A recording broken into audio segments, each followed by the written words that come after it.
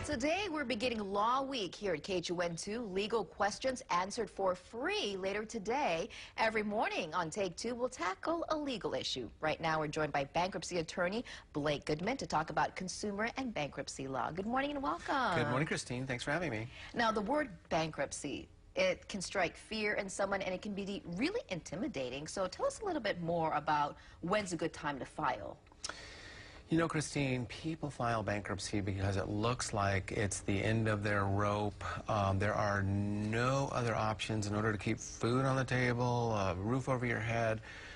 There's just so much a buildup and pressure from creditors that it is time to do something other than keep running in a circle that's spiraling downward. Is it as scary as it sounds? You know, it isn't. It is, of course, it's scary out there for the layperson, but filing bankruptcy is a pretty procedural kind of paperwork shuffle.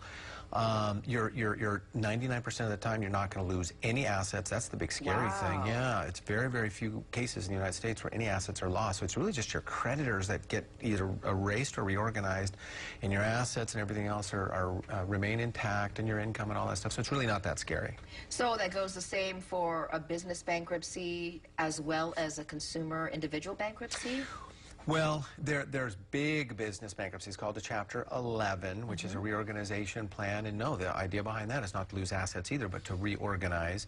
And in the consumer cases for the individuals and the smaller businesses, once again, there's not many assets that are lost. It's not a scary process, and we steer you through all that stuff anyways. Because even if you owe money on your house or your car, you won't lose those either if you file for bankruptcy? Those are called secured claims. There's liens on them.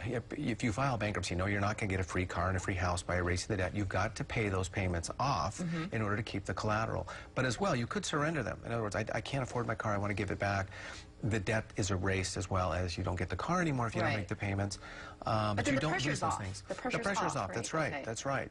So, key things to remember when you file is that you actually don't lose what you think you might lose. Not going to lose. Your credit is the one that's really affected through all of this. You know, the answer to that question is yes. It's on your credit report for 7 to 10 years if you file bankruptcy, but that does not mean you don't get credit in 7 to 10 years. It's an uphill climb typically for people to rebuild themselves. And when you look at it, most people come to me, their credit's already shot. And as a matter of fact, as ironic as it sounds, bankruptcy is going to clean the slate and actually improve your credit quicker because you get this fresh financial start. And so the effect on your credit sometimes is very good news too. And to rebuild your credit, what is your suggestion? Well, we plug our clients into, one of our services is we plug them into a credit rebuild system, which is a series of instructional emails that I give them every week. And if they follow my little steps, they'll get back on their feet.